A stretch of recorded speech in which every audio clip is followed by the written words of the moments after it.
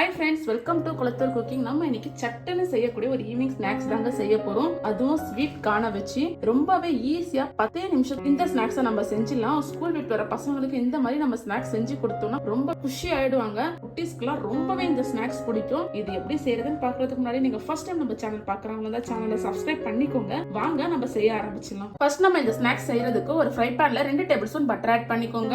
Butter நல்லா melt ஆகணும். நீங்க வெளியவே பட்டர் வச்சிருந்தீங்கன்னா அதையே யூஸ் பண்ணி நான் இன்னைக்கு ஃப்ரிட்ஜ்ல வச்சிட்டேன், அதனால கொஞ்சம் கட்டியா இருக்கு. இப்ப பாருங்க, பட்டர் நல்லா மெல்ட் ஆயிடுச்சு. இதுல 2 டேபிள் ஸ்பூன் மைதாவை ஆட் பண்ணிக்கோங்க. மைதாவை ஆட் பண்ணிட்டு ஸ்லோ ஃப்ளேம்லயே வச்சுக்கோங்க ஸ்டவ்ல. இத நல்லா இந்த பட்டர் கூட மிக்ஸ் பண்ணி விட்டுக்கோங்க.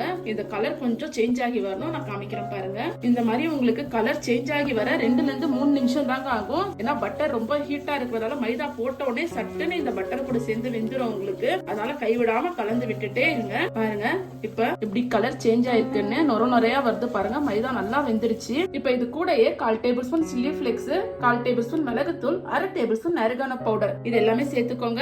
இதெல்லாமே சேர்த்து நல்லா இந்த மைதா கூட கலந்து விட்டுக்கோங்க. உங்க குழந்தைங்க காரம் கம்மியா சாப்பிடுவாங்க அப்படின்னா நீங்க கம்மியாவே சேர்த்துக்கோங்க. இப்ப இது கூட நான் 100 கிராம் ஸ்வீட் கார்ன் ஆட் பண்றேங்க.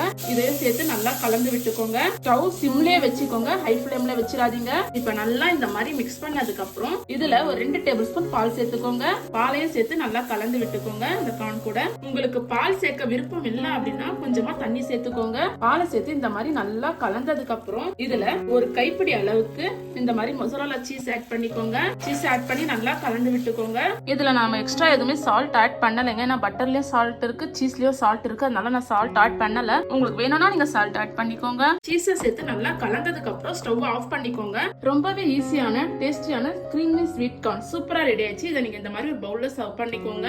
இதே மாதிரி எல்லா பவுல்லையுமே சர்வ் பண்ணிக்கோங்க. நம்ம சீஸ் போட்டிருக்கிறதால இந்த மாதிரி தான் வரும். குழந்தைங்களுக்குலாம் ரொம்பவே பிடிக்குங்க. இந்த ஸ்வீட்டி கிரீம் கார்ன் சீஸ் பிடிக்கக்கூடிய குழந்தைங்களுக்குலாம் ரொம்பவே பிடிக்குங்க. அது மட்டும் இல்லாம ஸ்கூல் விட்டு வந்தோடனே 5 நிமிஷத்துல இந்த மாதிரி செஞ்சு கொடுத்தீங்கன்னா சுட சுட கடகடன்னு சாப்பிட்டு முடிச்சிடுவாங்க. நான் இப்ப எடுத்து காமிக்கிறேன் பாருங்க எப்படி வருதுன்னு. பாருங்க எவ்வளவு சூப்பரா வருது. நீங்களும் இதே மாதிரி செஞ்சு பார்த்துட்டு எப்படி வந்ததுன்னு மறக்காம கமெண்ட்ல சொல்லுங்க. நம்ம சேனலை சப்ஸ்கிரைப் பண்ணிக்கோங்க. அப்படியே நம்ம பேஜை ஃபாலோ பண்ணிக்கோங்க. தேங்க்யூ.